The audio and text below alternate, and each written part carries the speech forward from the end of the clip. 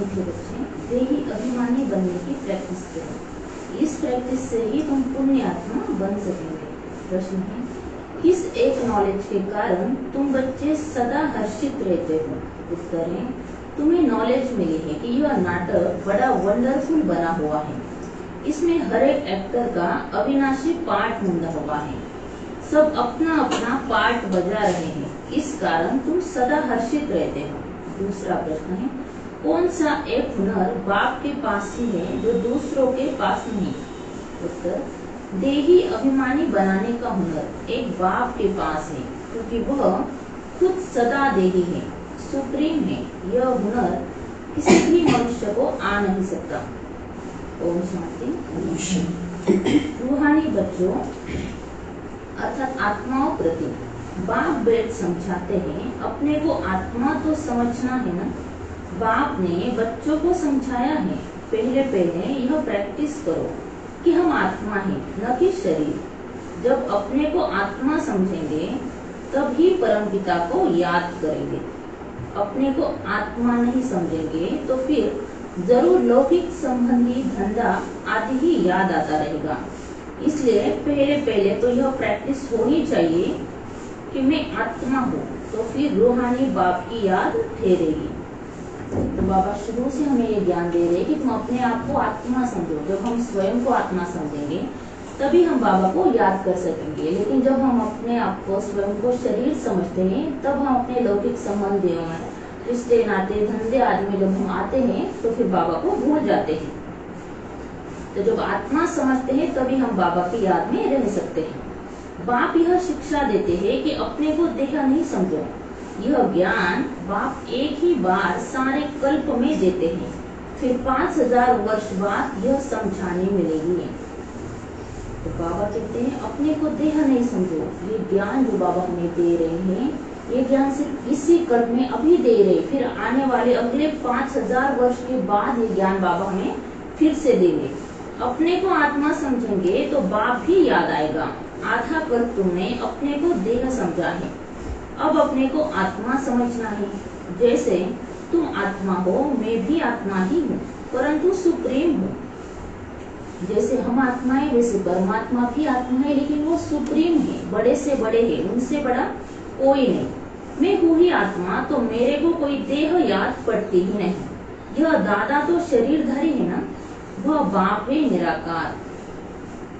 बाबा निराकार है, बाबा का तो कोई देह नहीं है। तो बाबा कहते हैं मुझे कोई देह याद नहीं आता, लेकिन जिनके थ्रू बाबा हमें ज्ञान देते हैं ब्रह्मा बाबा द्वारा, तो बाबा कहते हैं कि वो दादा वो शरीरधारी, लेकिन मैं निराकार हूँ।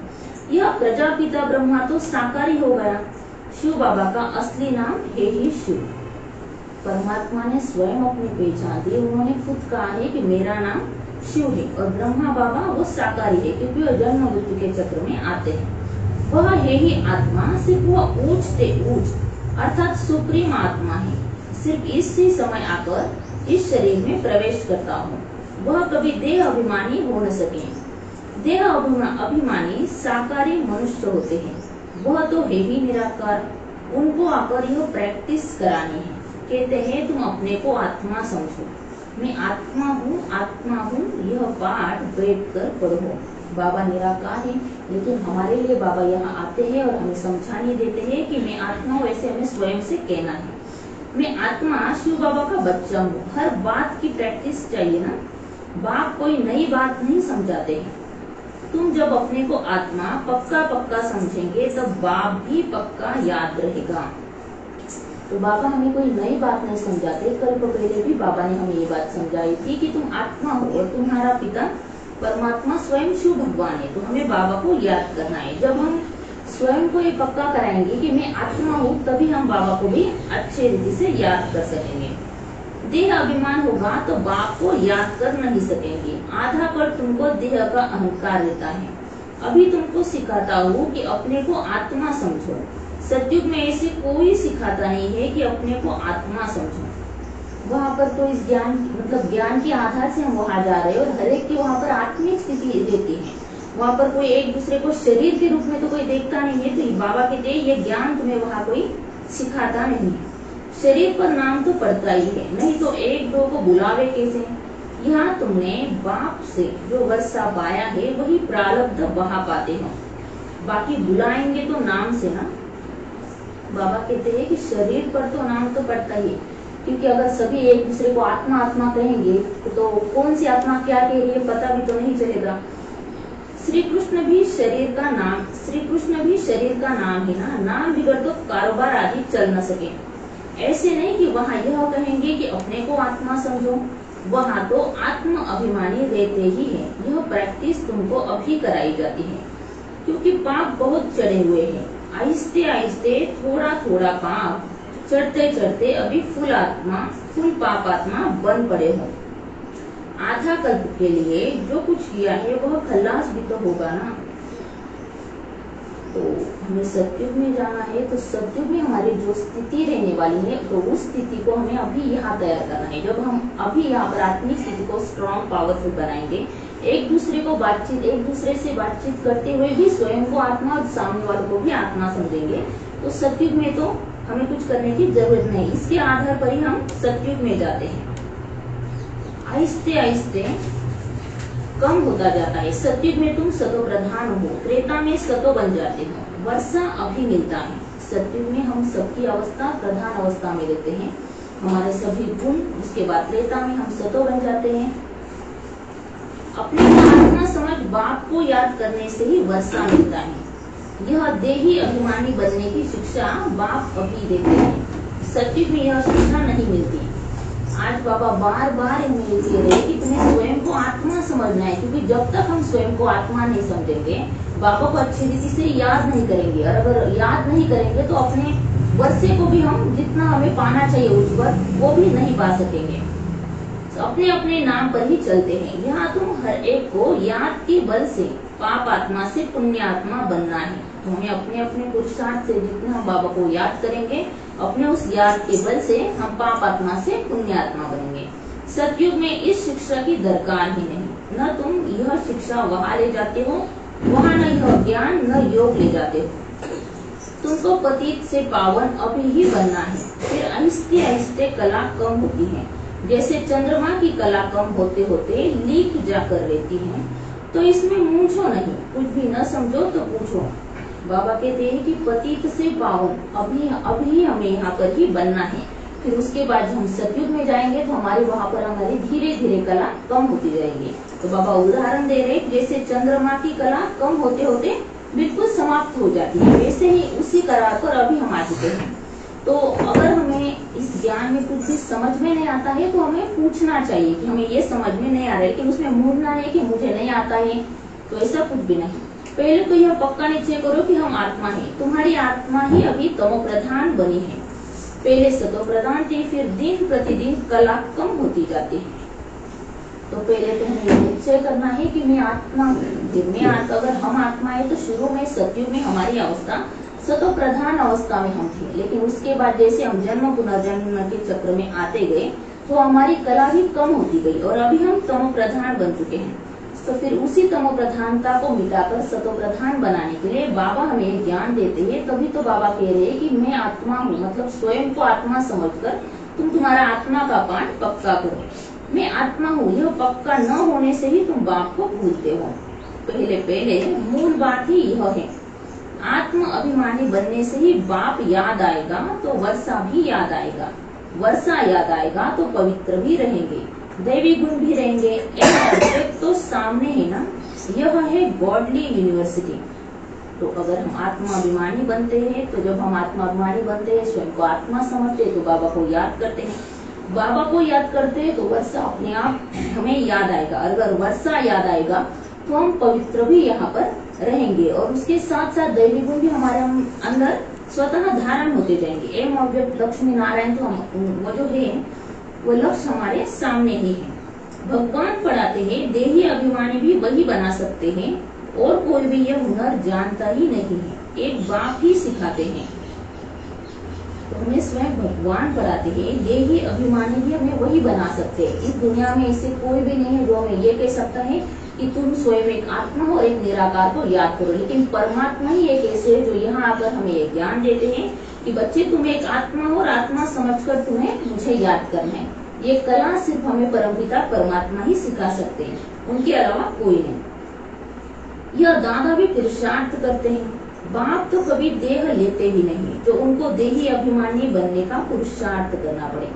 ब्रह्मा बाबा ने भी पुरुषार्थ किया है, तो हम बच्चों को भी उनके जैसा ही पुरुषार्थ करना है। परमात्मा को तो पुरुषार्थ करने की जरूरत है ही नहीं, क्योंकि वो कभी देह लेते ही नहीं। वह सिर्फ इसी समय आते हैं तुमको देही अभिमानी बनाने। यह कहावत है, जिनके माथे मामला वह कैसे नींद करे। बहुत धंधा आदि टू मच होता है तो फुर्सत नहीं मिलती, और जिनको फुर्सत है वह आते हैं बाबा के सामने पुरुषार्थ करने। तो बाबा इसी समय आते हैं हमें देही अभिमानी बनाने के लिए। जो बाबा के बच्चे मतलब बहुत व्यस्त रहते हैं, बिजी रहते हैं, धंधा है उनका, बहुत काम काज है, तो बाबा कहते हैं कि उन्हें फुर्सत नहीं मिलती, और जिन्हें फुर्सत है वो बाबा के पास आते हैं, ज्ञान सुनते हैं और पुरुषार्थ भी करते हैं। कोई नए भी आते हैं, समझते हैं नॉलेज तो बड़ी अच्छी है, गीता में भी यह अक्षर है, मुझ बाप को याद करो तो तुम्हारे विकर्म विनाश हो जाए। तो बाप यह समझाते हैं, बाप कोई को दोष नहीं देते हैं, यह तो जानते हैं तुमको पावन से पतित बनना ही है, और हमको आकर पतित से पावन बनाना ही है। यह बना बनाया ड्रामा है, इसमें कोई की निंदा की बात नहीं है। तो बाबा कहते हैं ये ड्रामा है, तुम्हें पावन से पतित बनना है, फिर मुझे आना है, तुम्हें पतित से पावन बनाना है, तो ये बना बनाया ड्रामा हुआ है, ड्रामा बना बनाया हुआ है, इसमें निंदा आदि की कोई बात नहीं है। तुम बच्चे अभी ज्ञान को अच्छी रीति जानते हो, और तो कोई भी ईश्वर को जानते ही नहीं, इसलिए निधन के नास्तिक कहलाए जाते हैं। अभी बाप तुम बच्चों को कितना समझदार बनाते हैं, टीचर रूप में शिक्षा देते हैं, कैसे यह सृष्टि का चक्र चलता है। यह शिक्षा मिलने से तुम भी सुधरते हो। भारत जो शिवालय था सो वेश्यालय है ना, इसमें ग्लानि की तो बात ही नहीं। यह खेल है जो बाप समझाते हैं।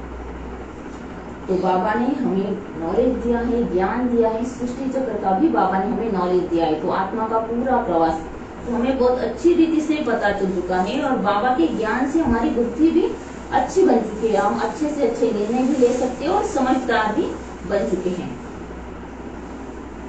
भारत जो शिवालय था सो वेश्यालय है ना, शुरू में भारत जो शिवालय था वो वेश्यालय बन चुका है, लेकिन इसे फिर से शिवालय बनाने के लिए बाबा आए हुए हैं। इसमें ग्लानि की तो बात ही नहीं, यह खेल है जो बाप समझाते हैं। तुम देवता से असुर कैसे बने हो, ऐसे नहीं कहते क्यों बने। बाप आए ही है बच्चों को अपना परिचय देने, और सृष्टि का चक्र कैसे फिरता है यह नॉलेज देते हैं। मनुष्य ही जानेंगे ना, तुम अभी जानकर फिर देवता बनते हो। यह पढ़ाई है मनुष्य से देवता बनने की, जो बाप ही बैठ पढ़ाते हैं। यहाँ तो सब मनुष्य ही मनुष्य है, देवता तो इस सृष्टि पर आ नहीं सकते जो टीचर बनकर पढ़ाए। पढ़ाने वाला बाप देखो कैसे पढ़ाने आते हैं। तो ये जो ज्ञान है ये हमें परमात्मा स्वयं आकर देते हैं, देवता बनाने का ज्ञान परमात्मा स्वयं देते हैं। तो इस सृष्टि पर अभी सिर्फ और सिर्फ मनुष्य ही है, देवता इस सृष्टि पर अभी नहीं है। इस ज्ञान को धारण कर, संपूर्ण रीति से धारण कर ही हम आत्मा इस सृष्टि में देवता बनेंगे। इस दुनिया में मतलब अभी इस वक्त इस सृष्टि पर देवताएं नहीं आ सकते हैं। गायन भी है, परमपिता परमात्मा कोई रथ लेते हैं, यह पूरा नहीं लिखते कि कौन सा रथ लेते हैं। त्रिमूर्ति का राज भी कोई समझते नहीं। परमपिता अर्थात परम आत्मा वो जो है सो अपना परिचय तो देंगे ना, अहंकार की बात नहीं। न समझने के कारण कहते इनमें अहंकार है। तो बाबा इस संसार की सबसे मतलब सर्वोच्च शक्ति है, बड़े से बड़े हैं, उनसे बड़ा और कोई नहीं। इसलिए ड्रामा के आदि मध्य अंत का नॉलेज भी उन्हें बहुत अच्छी रीति से पता है। तो वो जब इस तमोगुनी दुनिया बन जाती है तब बाबा आते हैं और उनका स्वयं का भी परिचय देते हैं और हमें हमारा भी परिचय देते हैं। इसमें अहंकार की कोई बात नहीं है। यह ब्रह्मा तो कहते नहीं है कि मैं परमात्मा हूँ, यह तो समझ की बात है। यह तो बाप के महावाक्य है, सभी आत्माओं का बाप एक है। ये परमात्मा के स्वयं के महावाक्य है कि तुम सभी आत्माओं का बाप मैं हूँ। ब्रह्मा बाबा भी स्वयं को भगवान नहीं समझते, वो भी स्वयं को एक पुरुषार्थी ही समझते थे। इनको दादा कहा जाता है। यह भाग्यशाली रथ है ना, नाम ही ब्रह्मा रखा है क्योंकि ब्राह्मण चाहिए ना। आदि देव प्रजापिता ब्रह्मा है, प्रजा का पिता है। अब प्रजा कौन सी? प्रजापिता ब्रह्मा शरीरधारी है तो एडॉप्ट किया ना। बच्चों को शिव बाबा समझाते हैं, मैं अडॉप्ट नहीं करता हूँ, तुम सब आत्माएं तो सदैव मेरे बच्चे हो ही। मैं तुमको बनाता नहीं हूँ, मैं तो तुम आत्माओं का अनादि बाप हूँ। बाप कितना अच्छी रीति समझाते हैं, फिर भी कहते हैं अपने को आत्मा समझो। तो शिव बाबा कहते हैं मैं तुम्हें अडॉप्ट नहीं करता हूँ, तुम तो मेरे स्वयं के बच्चे हो, मैं तुम्हें अडॉप्ट कैसे कर सकता हूँ। अनादि बाप हो, अनादि मतलब कल्प कल्प के हमारे पिता एक ही है जो बदलते नहीं है। तो बाबा हमें कितनी अच्छी रीति से समझाते हैं, तुम सारी पुरानी दुनिया का संन्यास करते हो, बुद्धि से जानते हैं सब वापिस जाएंगे इस दुनिया से। ऐसे नहीं संन्यास कर जंगल में जाना है, सारी दुनिया का संन्यास कर हम अपने घर चले जाएंगे। इसलिए कोई भी चीज याद न आए सिवाय एक बाप के। तो बाबा ने हमें सारा नॉलेज दिया है, बुद्धि से हम इस सारे नॉलेज को जानते हैं। तो बाबा कह रहे हैं कि तुमने संन्यास लिया है, लेकिन बुद्धि से संन्यास लिया। इस दुनिया में रहते हुए इस दुनिया में हमें अटकना नहीं है। जैसे दुनिया वाले संन्यास करने के लिए जंगल जाते, घर बार छोड़कर संन्यास लेते हैं, वैसा हमारा संन्यास नहीं है। 60 वर्ष की आयु हुई तो फिर वाणी से परे वानप्रस्थ में जाने का पुरुषार्थ करना चाहिए। यह वानप्रस्थ की बात है अभी की। भक्ति मार्ग में तो वानप्रस्थ का किसको पता ही नहीं है, वानप्रस्थ का अर्थ नहीं बता सकते। वाणी से परे मूल वतन को कहेंगे, वहाँ सभी आत्माएं निवास करती हैं। तो सबकी वानप्रस्थ अवस्था है, सबको जाना है घर। भक्ति मार्ग में कहते हैं कि अगर 60 वर्ष शुरू में पहले जाते थे कि 60 वर्ष आयु हो जाती तो वह जंगल में मतलब गुरु के आश्रम में जाते थे कि अब उनका जो भी वक्त है वो भगवान के नाम में वो बिता देंगे। तो बाबा कहते हैं वानप्रस्थ का अर्थ है वाणी से परे मूल वतन को, निर्वाण धाम को हमें याद करना है, जहाँ पर हम आत्माओं का निवास है। शास्त्रों में दिखाते हैं आत्मा भ्रुकुटी के बीच चमकता हुआ सितारा। शास्त्रों में भी ये उल्लेख पाया हुआ है कि आत्मा एक भ्रुकुटी के बीच में चमकता हुआ सितारा है। कई समझते हैं आत्मा अंगुष्ठे मिसर है, अंगुष्ठे मिसर को ही याद करते हैं। स्टार को याद कैसे करें, पूजा कैसे करें। तो बाप समझाते हैं तुम देह अभिमान में जब आते हो तो पुजारी बन जाते हो। तो हम जब देह अभिमान में आते हैं, स्वयं को शरीर समझते हैं, तब हम पुजारी बनते हैं, मूर्तियों की पूजा करते हैं। भक्ति का समय शुरू होता है तो उसको भक्ति कल्ट कहते हैं। ज्ञान कल्ट अलग है, ज्ञान और भक्ति इकट्ठे नहीं हो सकते, दिन और रात इकट्ठे नहीं हो सकते। दिन सुख को कहा जाता है और रात दुख अर्थात भक्ति को कहा जाता है। भक्ति का समय शुरू होता है उसको भक्ति कल्ट, भक्ति कल्ट माना दो युग भक्ति चलती है। उसके बाद ज्ञान कल्ट जो अभी संगम पर बाबा आकर हमें ज्ञान देते हैं, इसका प्रभाव आगे 2 युग तक चलता है। तो दिन सुख को कहा जाता है और रात दुख को, मतलब जहाँ भक्ति रहती है वहाँ ज्ञान है और जहाँ ज्ञान रहता है वहाँ पर भक्ति नहीं। कहते हैं प्रजापिता ब्रह्मा का दिन और फिर रात, तो प्रजा और ब्रह्मा जरूर दोनों इकट्ठे ही होंगे ना।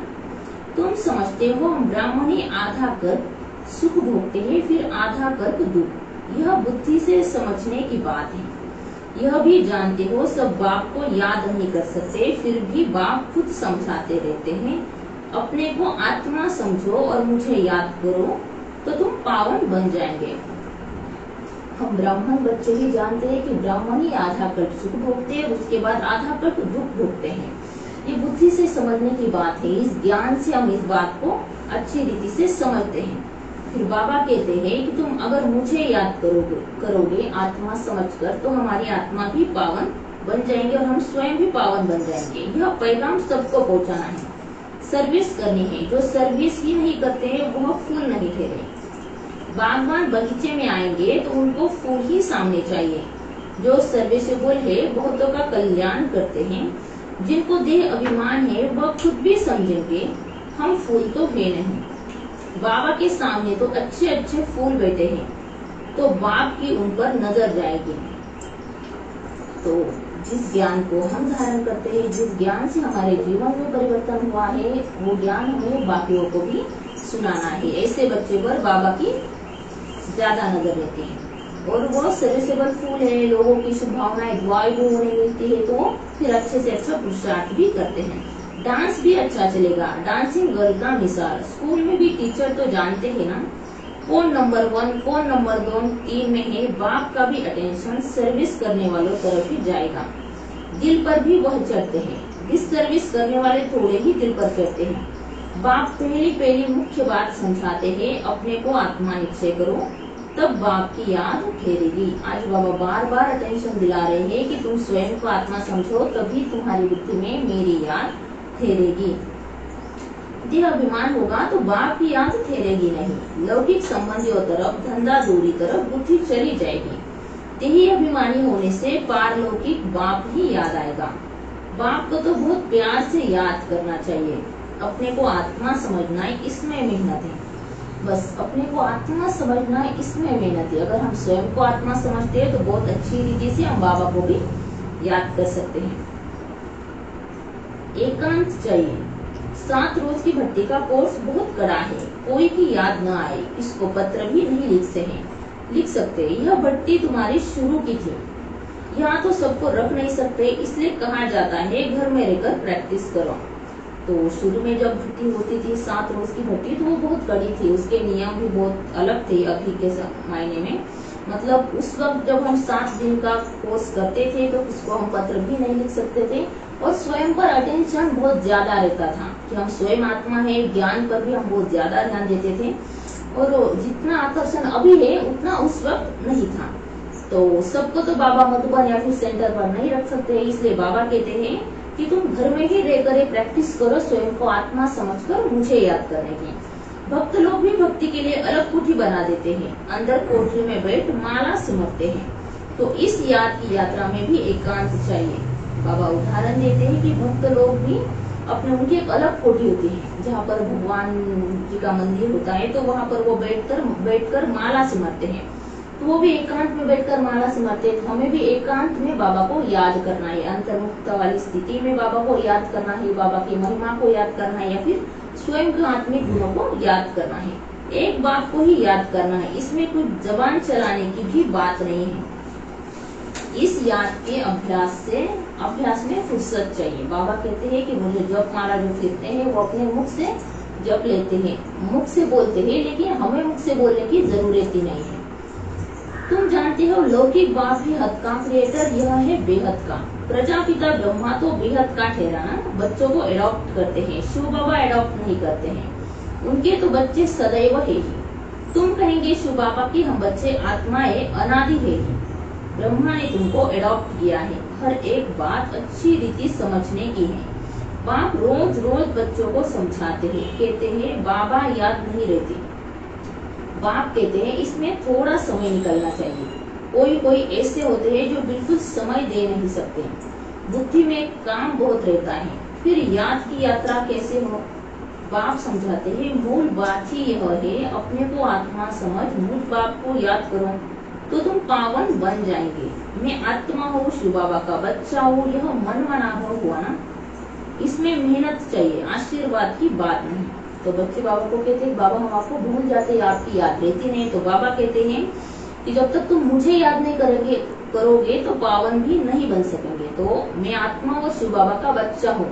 मन मनाभव अगर हम ज्यादा हमें कुछ नहीं आता, याद नहीं रहता, तो हमें ये करना है कि मैं आत्मा और शिव बाबा का बच्चा हूँ। तो ऑटोमेटिकली मैं आत्मा हूँ तो आत्मा के गुण याद आ जाएंगे, और शिव बाबा का बच्चा हूँ मतलब शिव बाबा कौन है, उनके गुण क्या है, वो रहते क्या है, बस सब कुछ ऑटोमेटिक याद आएगा। इसमें मेहनत है, बाकी आशीर्वाद की कोई बात नहीं। यह तो पढ़ाई है, इसमें कृपा व आशीर्वाद नहीं चलती। ये पढ़ाई है, इसमें कृपा या फिर आशीर्वाद नहीं रहता। मैं कभी तुम्हारे ऊपर हाथ रखता हूँ क्या? तुम जानते हो बेहद के बाप से हम वर्षा ले रहे, अमर भव ऐश्वान भव, इसमें सब आ जाता है। तुम फुल एज पाते हो, वहाँ कभी अकाल नहीं होती। यह वर्षा कोई साधु संत आदि दे नहीं सकते। वे कहते हैं पुत्रवान हो, तो मनुष्य समझते उनकी कृपा से बच्चा हुआ। बस जिनको बच्चा नहीं होगा वह जाकर उनका शिष्य बनेंगे।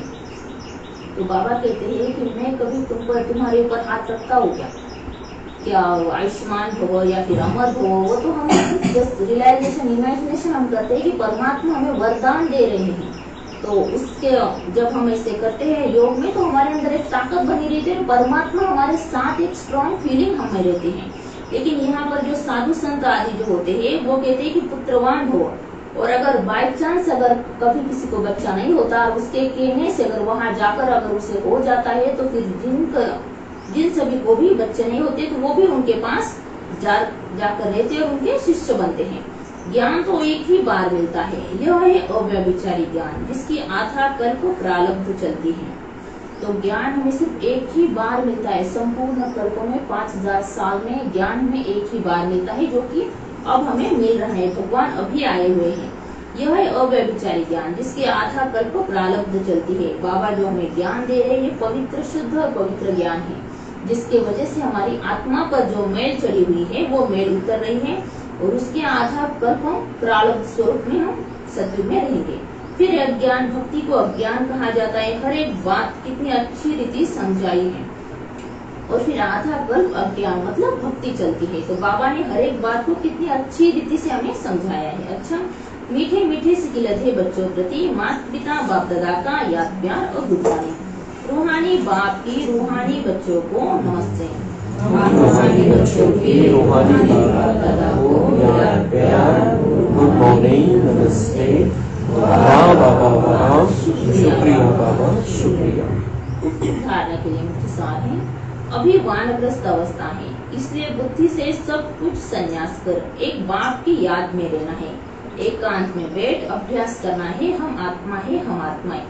अभी आत्मा की अंत की स्टेज है, वानप्रस्थ अवस्था भी आत्मा की चल रही है। तो बाबा कहते हैं तुम्हें बुद्धि से सब कुछ दुनिया में जो कुछ भी है उसका संन्यास करना है, और एकांत में बैठकर ये अभ्यास करना है कि मैं आत्मा हूँ, मैं आत्मा हूँ। अगर ये हमारा पक्का हो जाए तो फिर बाकी सब सरल हो जाएगा। सर्वे से फूल बनना है। देह अभिमान अवश्य ऐसा कोई कर्म नहीं करना है जो डिससर्विस हो जाए। बौद्धों के कल्याण के निमित्त बनना है। थोड़ा समय याद के लिए अवश्य निकलना है। हमें अपने देह अभिमान में आकर ऐसा कोई कर्म नहीं करना है जिससे हमारी डिससर्विस हो जाए और हमारा पाप का खाता बढ़ जाए। तो हमें एकांत में थोड़ा समय ऐसा अवश्य निकालना है जिसमें हम थोड़ा सा ज्ञान मनन चिंतन कर सके, कुछ बाबा के ज्ञान के जो पॉइंट्स है उसे पढ़ सकेंगे। वरदान, परमात्मा ज्ञान की नवीनता पवित्रता को धारण करने वाले सर्व लगाव से मुक्त हो। इस परमात्मा ज्ञान की नवीनता ही पवित्रता है। फलक से कहते हो कि आग कपूस इकट्ठा रहते भी आग नहीं लग सकती। तो इस परमात्मा ज्ञान की नवीनता ही पवित्रता है। इस दुनिया में ऐसा ज्ञान कोई नहीं, मतलब ऐसा ज्ञान ही नहीं है जो लोग कहते हैं उसमें तुम्हें पवित्र रहना है। लेकिन अगर इस ज्ञान को हमें सुनना है, समझना है, तो हमें पवित्रता को धारण करना है और बाबा के बच्चे करते भी हैं। और हमें नशे से कहते हैं कि यहाँ पर आग और कपूस इकट्ठा रहते। दुनिया वाले कहते हैं कि आग और कपूस इकट्ठा एक साथ नहीं रह सकते, लेकिन हम गर्व के साथ कह सकते हैं कि आग और कपूस इकट्ठा रह सकते हैं। विश्व को आप सबकी यह चैलेंज है कि पवित्रता के बिना योगी व ज्ञानी को आत्मा नहीं बन सकते। हम बाबा के बच्चे सभी विश्व को चैलेंज करते हैं कि योगी और ज्ञानी आत्मा पवित्रता के बिना नहीं बन सकते।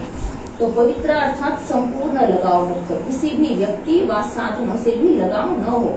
ऐसी पवित्रता द्वारा ही प्रकृति को पावन बनाने की सेवा कर सकेंगे।